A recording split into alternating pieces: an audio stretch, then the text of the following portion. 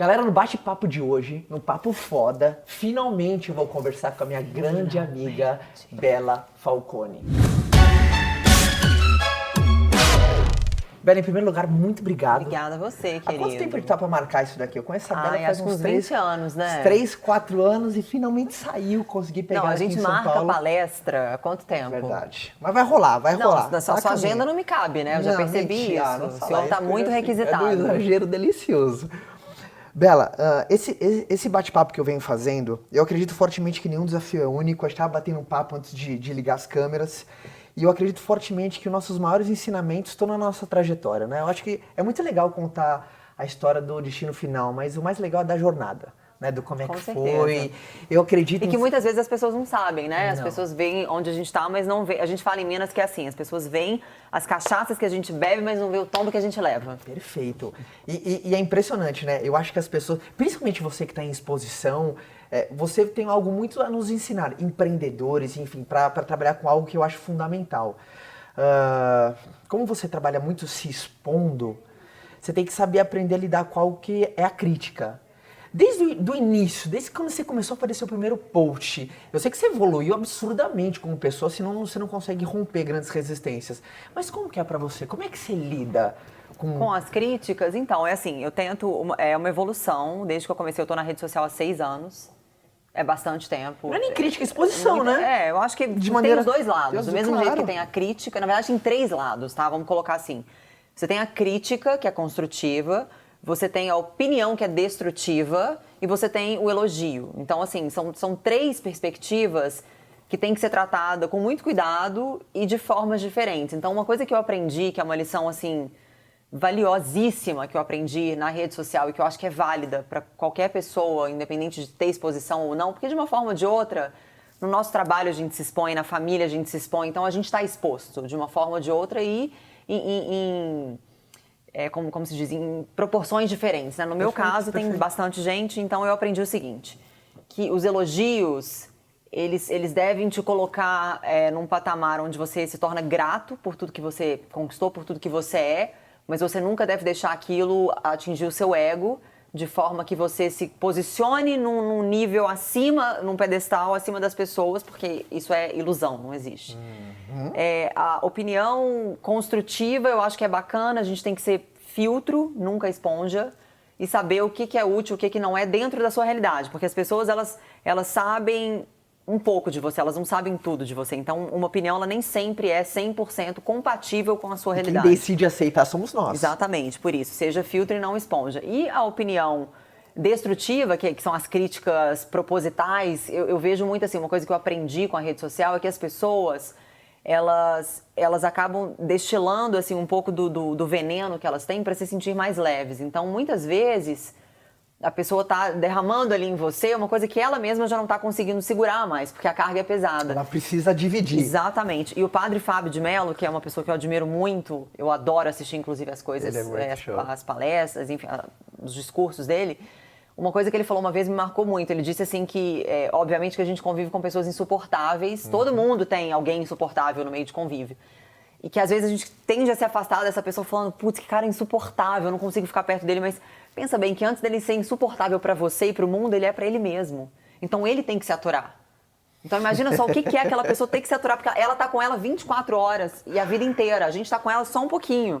Mas então assim, eu aprendi muito isso, que muito antes de eu ficar com raiva de algum comentário negativo, que eu vejo que é proposital assim, para me chatear, eu falo, cara, essa pessoa deve ser muito insuportável para ela mesma, então ela precisa ir distribuindo um pouquinho daquele lixo que ela carrega em cada garagem. Só que é minha decisão varrer aquilo para dentro ou para fora. Então eu simplesmente limpo minha calçada todos os dias, mas a pessoa continua dirigindo o caminhão de lixo pro resto da vida. Puta, que analogia sensacional. Mas é verdade, e é um peso, né? É um fardo. Então, assim, a exposição me ensinou muito a saber, a usar esse filtro e não ser esponja e a saber o que é útil para mim, o que não é. Às vezes até uma crítica, ela é bacana, né? Assim, para nos construir, para que a gente se torne ser humanos melhores, enfim.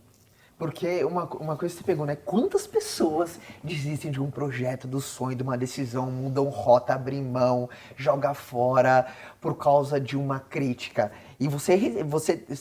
E ainda mais você nesse mundo, né, da exposição, você teve que desenvolver essa resiliência, né? Com certeza. Agora, eu peguei 2 inputs que eu adorei. Primeiro, essa analogia do varrer o lixo para fora de casa é perfeito. E segundo, você falou, né, o dia que você acreditar o quanto bom você é, o fim dos seus dias de glória. Tem gente que, eu falo para todo mundo, né, quem tem um ego grande tem um bolso pequeno. A partir do momento que você acredita, tem até um estudo, né, de 100 pessoas que chegam ao sucesso, uma leva para o resto da vida, porque as outras 99 acreditaram o quanto bom eram. Então, sempre o elogio para te fazer crescer mais, para buscar mais, para aprender mais, para crescer mais. Uau, adorei essa. E dentro da tua história, algo que muito chamou minha atenção, eu tenho o privilégio de conviver com você há alguns anos, e desde quando você saiu do Brasil, foi morar nos Estados Unidos, qual você acha que foi a chama para você dar uma decisão dessa, sabe, uma mudança? Porque quantas pessoas hoje estão com desejo de alguma coisa e querem mudar ou querem um caminho novo, mas só estão no agora vai, e tem que entrar no agora chega, eu vou fazer. Que foi o primeiro combustível que te fez, sabe? Dar um input assim, no mundo da incerteza, porque eu acho que momentos como esse você faz algo com 100% de certeza, mas 0 de garantia. Amigo, eu vou te dizer, eu chamo ele de amigo, viu, gente? Porque a gente já tem um nível de intimidade, então você é Caio, amigo, enfim. Eu vou te dizer uma coisa, eu acredito que o maior combustível da minha vontade de buscar mais, de ser mais, de me doar mais, de transformar mais tudo que eu tinha na minha vida foi justamente uma crítica negativa. Lá atrás, quando eu decidi morar fora, que, putz, eu tinha 21 anos de idade, 20 anos, não me lembro. E eu não tinha grana, eu venho de uma família simples, eu nunca tive nada, assim, de mão beijada, sempre ralei a minha vida inteira, sempre corri atrás. E eu não tinha, assim, nem a minha passagem comprada, eu não tinha nada, pra te falar a verdade, mas eu tinha um sonho. E aquilo, pra mim, valia muito mais do que passagem, do que garantia de escola pra eu estudar, valia muito mais. Porque eu acho que, assim, pra você sonhar, você precisa ser muito audaz. Porque uma coisa é você ter um sonho, outra coisa é você ter um sonho e acreditar naquele sonho. Então, eu tinha as duas coisas, eu tinha o sonho e acreditava no sonho e na minha capacidade de alcançar o sonho. Então, assim, quando eu falei pra algumas pessoas, inclusive da família, que eu ia embora, eu não falei que eu estava pensando em ir embora. Eu falei, eu vou embora. Pode ser que seja semana que vem, mês que vem, ano que vem, mas vai acontecer, porque isso faz parte de um projeto, é um plano. Já tinha deixado de ser só um sonho, já era um plano.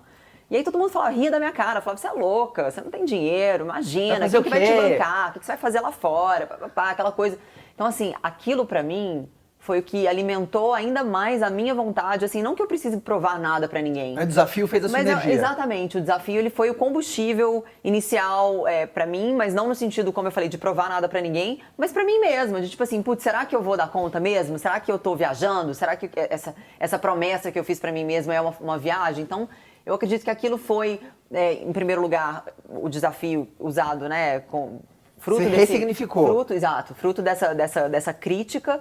E também uma promessa para mim mesma de um plano, talvez, um sonho frustrado da minha infância e adolescência, que eu tinha vontade de fazer high school nos Estados Unidos. Eu sempre sonhei em morar fora e, como eu falei, eu não tinha condição. Minha família nunca teve condição de me mandar. Eu vi amigos da escola que iam, aquela coisa, né, de segundo ano, primeiro ano científico. As pessoas hoje em dia já nem é mais assim, né? Mudou, agora é nono ano, né? Enfim, na minha época era assim.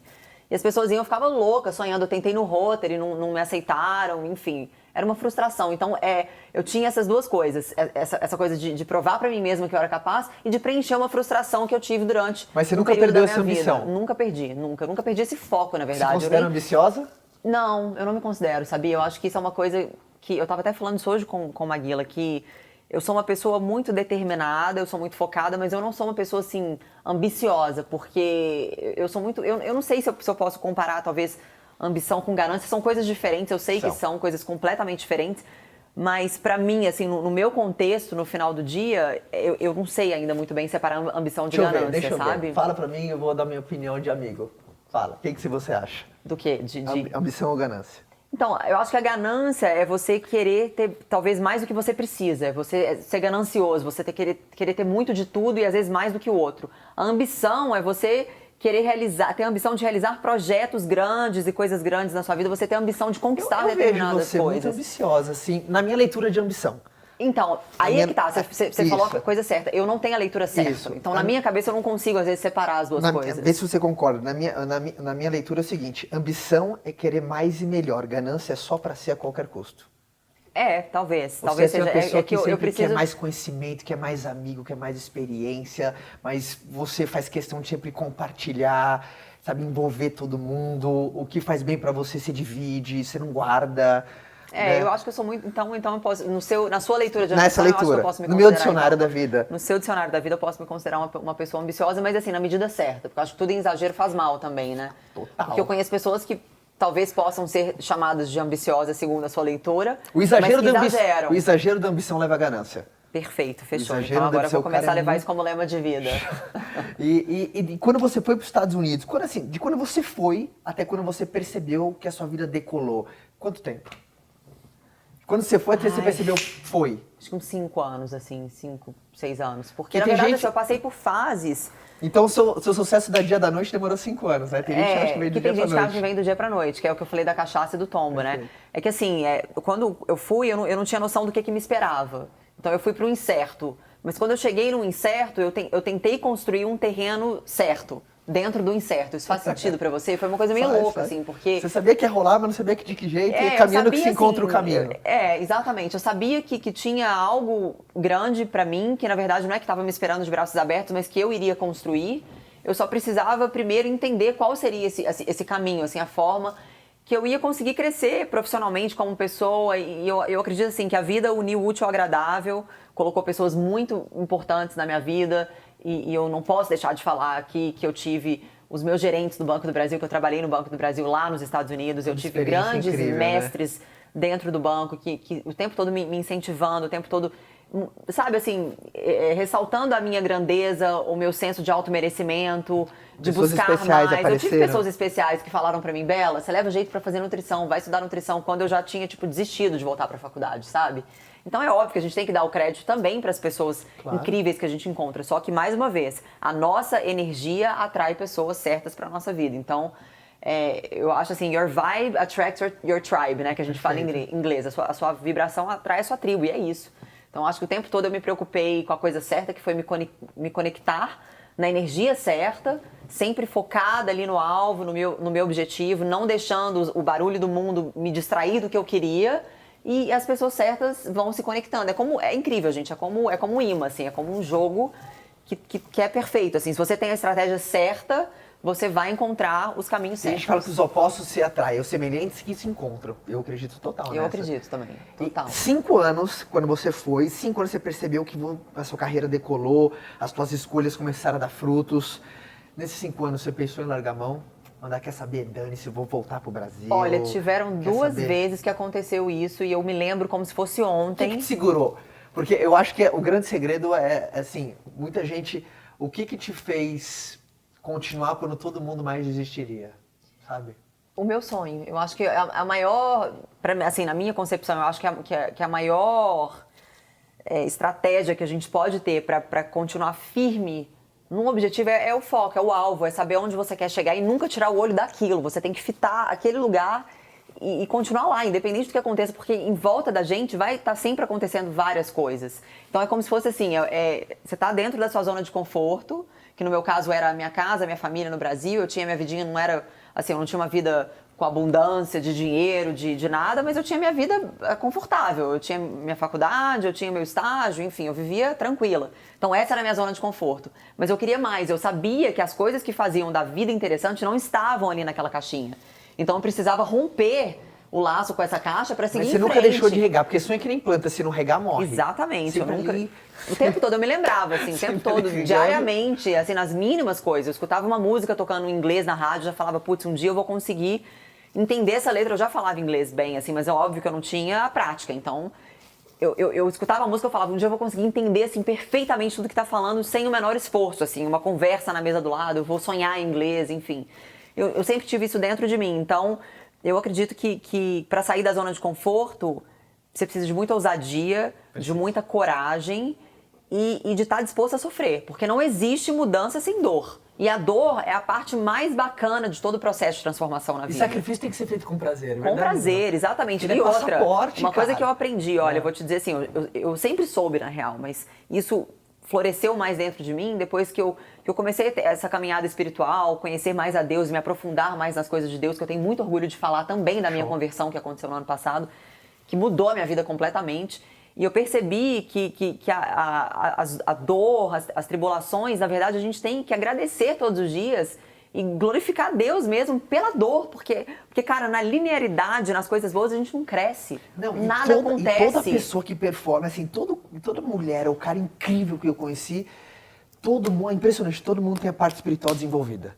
Seja ela, lógico, respeitando todas as conexões, mas a pessoa tem a clareza de estar conectada. Eu falo para todo mundo, né? Se você não acredita em Deus, é melhor você arrumar um ótimo substituto, que você vai ter problema. Ou seja, você precisa estar com essa conexão, né? Essa conexão, meu Deus do céu. Porque é muito fácil você ter fé quando a sua vida tá ok, quando essas contas estão pagas, quando é que tem gente que busca Deus só quando o negócio aperta, né? É muito fácil ter fé nesse tipo de circunstância. No meu caso, eu dei um passo assim mais profundo, né? Eu não quero só o favor de Deus, eu não quero só a mão dele, eu quero a face dele, eu quero mais do que isso, eu quero saber quem ele é. Então acho que isso transformou muita coisa na minha vida e justificou muitas das coisas que eu fiz lá atrás, justificou nisso. Na hora que quando eu comecei a estudar, que eu entendi mais, assim, que eu falei, putz, esse é o Deus que eu tô servindo agora, olha que bacana. Então tudo que eu fiz lá atrás tá mais ou menos definido por isso, assim, pelas coisas que ele ensina.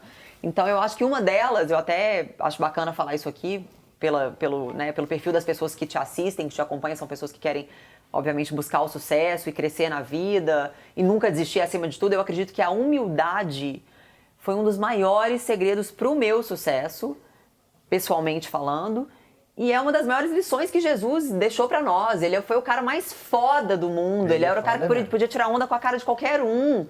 Ele não tinha onde morar, ele não tinha o que vestir. Então, assim, ele nunca chegou, tipo, eu sou Jesus. O ministério dele começou 30 anos depois que ele pisou no mundo. Se você parar só pela só pela, assim, olha que loucura.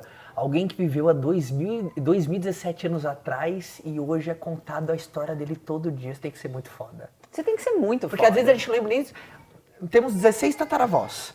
Você lembra o nome de 4 seu? Não, de nenhum. Por quê? Porque... acho que nunca fui atrás também, né? E também assim, pessoas que tiveram importância em sua vida, mas não deixaram nada significativo. Exato. Olha o legado que esse cara deixou. Pois é, e é por isso que eu falo, com humildade. Então, assim, ele sempre teve a humildade de servir ao invés de ser servido. Então eu vejo isso muito assim, óbvio, eu não estou me comparando a Jesus Cristo, gente, pelo amor de Deus.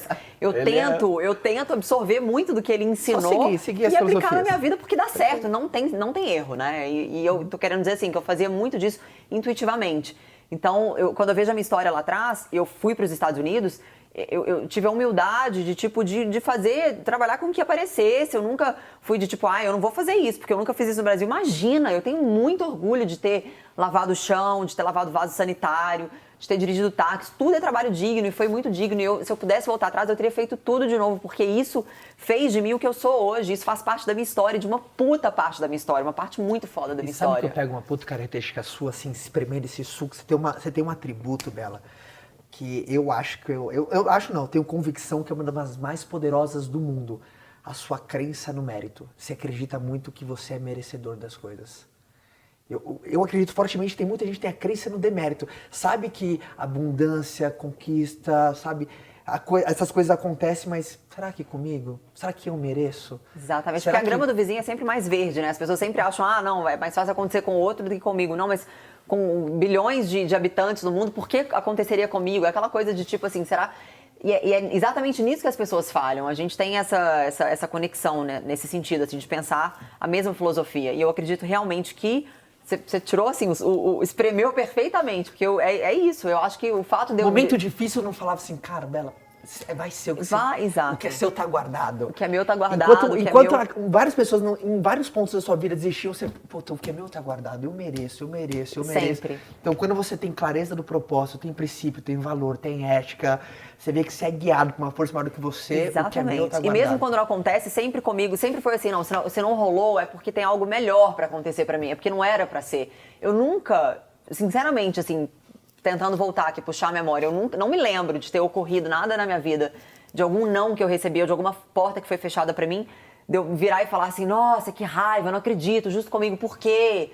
Por quê, meu Deus? Eu nunca questionei Deus, assim, por quê? Não rolou? Ok. Glória a Deus por isso também, é porque não era pra ser próximo.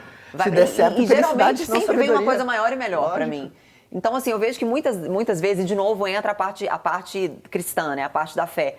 Que nós não conseguimos visualizar, a gente não consegue mensurar quase nada na nossa vida. A gente só enxerga onde os nossos olhos conseguem captar, né? Onde a nossa visão, isso falando assim, fisiologicamente, né? Onde os nossos olhos conseguem captar. Mas Deus, ele consegue ver o macro, ele vê o big picture, né? Ele vê tudo. Então, assim, acredita nos planos dele, porque ele tem um plano melhor pra gente. Então, assim, as pessoas têm medo de falar, mas não vou espiritualizar, não vou levar pra esse lado. Óbvio, acho que a gente tem que saber separar o joio do trigo e saber onde cabe a espiritualidade, onde cabe a sua parte. Não peça a Deus pra guiar os passos se não tá disposto a mover os pés. Perfeito. Não é ou não? Tem gente que aí não meve os pés. Exato. Mas tem coisa também. Você tem que ser um milagre. Exato, mas tem coisa também que você tem que saber entregar. Tipo assim, né? Eu preciso confiar. Se eu acredito que acima de mim tem um Deus e que esse Deus tem total controle da minha vida, ele tem a minha vida nas palmas de suas mãos, eu preciso confiar e confiar. Quantas coisas ruins aparentemente acontecem na nossa vida que só depois ele fala assim, cara. Livramento. Puta, que bom que aconteceu. Que bom que minha vida pegou uma esquerda ali. Que bom que eu comecei esse novo negócio. Que bom que eu quebrei aquele, senão eu não conhecia essa pessoa. Que bom que aquela viagem não deu certo, eu fiquei no Brasil e eu conheci você. E por trás disso existe um dinamismo maravilhoso, que a vida é isso. Gente, pensa, a vida é isso, é resiliência, é dinamismo. Essa dança, né? Essa dança, exatamente, é uma montanha-russa. E pensar que tudo é transformação, tipo, é fase. A lua tem fases, né? A borboleta, ela se transforma, ela começa, tipo, numa lagarta e vira aquela coisa maravilhosa. Então, tudo é um processo. E nós estamos vivendo esse processo dia após dia. Não tem como a gente falar que acabou o processo. Enquanto a gente estiver vivo, a gente vai estar passando por essa evolução e a gente tem que estar preparado para sim e para não. A gente tem que estar preparado para dor e para alegria e saber que tudo isso faz parte. Eu estava até brincando isso ontem. Brincando não, mentira, que foi uma conversa séria. Falando com uma amiga minha que a gente fica muito triste quando a gente lida com a morte, né? A gente perde um parente querido ou um amigo, ou mesmo na televisão, assim, a gente vê um caso, é chocante. Mas ao mesmo tempo a única certeza que a gente tem na vida é essa. Eu aí falo a gente isso fala, todo dia. Mas o fulano... A Fabi que tá aqui, ela fica brava. Que eu falo todo dia que uma das coisas mais incríveis, eu acho que a gente vai morrer e não saber quando. Essa combinação pra mim é, cara, aproveita. Mas é exatamente isso. Mas a gente tem mania assim, aí quando acontece real, perto, né, de alguém próximo nosso, ou enfim, que a gente escuta na TV, a gente fica chocado, a gente chora, a gente sofre, a gente fala, putz, você viu, fulano morreu de tal coisa, nossa, mas que doença horrorosa, ou de um acidente trágico e tal. Mas no final das contas, é morte tudo igual, entendeu? Assim, o sentido do viver e morrer é o mesmo. Então, assim, a gente choca com os meios pelos quais acontece, mas no final é isso. Então, eu fico pensando, se a gente tem a certeza de que isso vai acontecer, eventualmente, isso é fato, a gente não tem como controlar. E em meio a tudo isso, a gente tem o tempo, que é um fator importantíssimo na nossa vida, no qual a gente também não exerce o menor controle. E se a gente tem certeza, não tem a certeza, aliás, de quando isso vai acontecer e como isso vai acontecer, cara, vive, faz hoje, corre atrás, não desiste, produza, erre, acerte, se permita. Ria, chore, entendeu? Se permita, é isso, eu acho que esse é o grande segredo. Então, hoje em dia, eu não tenho, assim... Eu tenho muita responsabilidade com dinheiro, eu dou muito valor a tudo que eu conquistei, mas ao mesmo tempo eu não penso duas vezes em fazer uma viagem, eu não penso duas vezes em comprar uma coisa que eu tô afim se eu puder fazer aquilo naquele momento, em ajudar o próximo. Tá com um projeto na cabeça, realiza. Eu não espero amanhã para ajudar ninguém, sabe? Show. Se a pessoa me procura hoje, se eu sentir no meu coração que é genuíno, que eu posso ajudar aquela pessoa, eu não vou esperar amanhã. Então eu acho que isso tudo é uma combinação, é um shake de coisas que você vai colocando vários fatores e isso tudo transforma a sua energia no final do dia. Incrível. É como se fosse um blender, assim, um liquidificador. Você vai colocando tudo ali dentro, você bate aquilo, no final do dia, aquilo é você. E é o que vai te impulsionar a chegar mais longe. Então, eu não sou eu só por mim. Eu sou eu pelas pessoas que eu conheci, pelas experiências que eu vivi, pelos nãos que eu recebi, mas também pelos sims que eu ganhei, pelas oportunidades que eu perdi. Tudo isso me fez ser quem eu sou. Então... Enfim, a gente fala muito, né? A gente vai ficar aqui até amanhã cedo. Eu adorei. O videógrafo já tá, tipo, querendo me matar. Mas enfim, gente, cara, vai na nossa palestra, que em breve a gente vai fazer essa palestra. Tá saindo suco incrível. Você vai ter que falar aqui na câmera. Não, a gente você vai fazer essa palestra comigo. Não, você vai fazer, porque vai virar uma promessa. A gente vai fazer junto um evento incrível, vai ser uma animal. Vai ser animal. E vocês todos estão convidados. Bela, se você pudesse emprestar alguma característica sua que você sabe que foi determinante, o que é uma característica sua que é determinante para alguém. Se você pudesse emprestar um poder da Bela Falcone para alguém e falar assim, cara, se eu pudesse só um, eu te emprestaria esse hoje agora. Qual seria? Humildade. Porque eu vejo que falta em muita gente hoje em dia. Você concorda? Eu acredito que a porta do sucesso ela é larga. Assim, cara, ela aceita passar um monte de gente, só que ela é baixa. Você só passa de joelho. Faz sentido ou não? Faz. Se você não baixar, se você não realmente falar não sei, se você não aprender com tudo que acontece, humildade. Dica de Bela Falcone, humildade, primeira coisa, tá? Porque pior do que ignorante é o falso sábio, verdade ou não? Com certeza. Nossa, o falso sábio é uma raça que dá... E é o que mais tem, né? É o que mais tem, é o falso sábio. E principal desafio até hoje, você tá com... Você tem a mesma idade que eu. Principal desafio que você teve até hoje? Você fala assim, que vem na sua cabeça agora? Um desafio... Maternidade, certeza. Maternidade.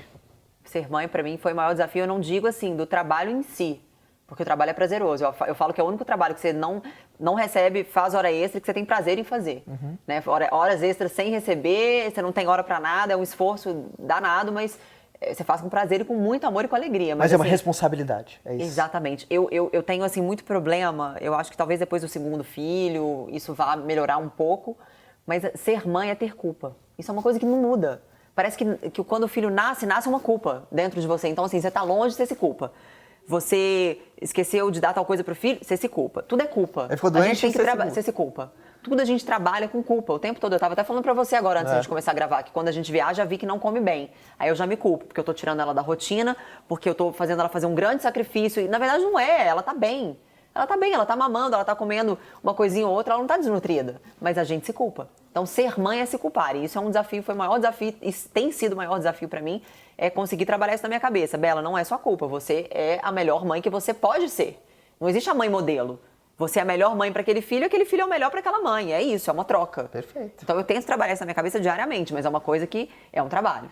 E eu acredito que enquanto eu existir, isso vai ainda ficar martelando. E também, além da culpa, é o desafio do medo. É o medo de perder. Porque é uma coisa que agora é sua, faz parte de você. O amor é tão grande, né? Tão incontrolável, porque é uma extensão do amor do cara lá de cima. Exatamente. É tão precioso que tão precioso... É a maior preciosidade que você tem. Que acaba como se o seu coração batesse no peito de outra pessoa. E você sabe o que é o mais louco, assim? Porque um objeto, né, de valor, uma joia, uma coisa que você guarda no cofre e você sabe que está protegido. Você sabe que pode vir fogo, incêndio, que não vai estar protegido. Né? O cofre é anti-incêndio, é anti-tudo. Mas o filho... é uma coisa que não tem preço, não tem como, sabe assim, não tem... Só cresce, você não tem como guardar o filho dentro de uma caixa, de uma redoma, de um cofre, não tem jeito. Não querendo comparar o filho com o objeto, não é isso, mas eu tô dizendo assim, você não tem controle. É verdade. E é o seu bem mais precioso. Então, você cria pro mundo, né? Na verdade, assim, é o que eu sempre falo. Eu crio com os preceitos, conceitos e ensinamentos de Deus para que ela viva no mundo da forma mais cristã possível, assim, né? Tentando seguir os ensinamentos dele. Mas é pro mundo, não deixa de ser pro mundo, que a gente está inserido aqui, não vamos ser hipócrita. E esse medo, assim, de não ter o controle sobre a vida da minha filha, sobre o que vai acontecer no dia de amanhã, se eu vou estar com ela por mais quantos anos, isso me enlouquece às vezes. Eu não posso nem pensar. Eu tenho certeza que a Fabi tá ali pensando sobre isso também. Porque... Você é uma mãe incrível. Cara, isso é... Uma mãe incrível. Você também é um pai incrível. Obrigado. Adorei. Obrigado. Viu como foi show? Adorei. Vocês esperam que eu vou dar um abraço nela. Foi incrível. Adorei, amigo. E, galera, eu espero que você tenha aproveitado esse bate-papo com essa mulher, que eu acredito que tem pessoas que por acaso entram na sua vida, mas não é por acaso que elas permanecem até o final. Espero que você tenha aprendido e pegou os inputs, você tá um detalhe do seu próximo nível, e te vejo no próximo Papo Foda. Lembrando que foda, na minha concepção, é ser feliz, ser otimista, ser determinado e ser abundante, e a Bela tem isso de sobra. Somos foda, seja foda você também. Beijo, galera. Beijo. Tchau.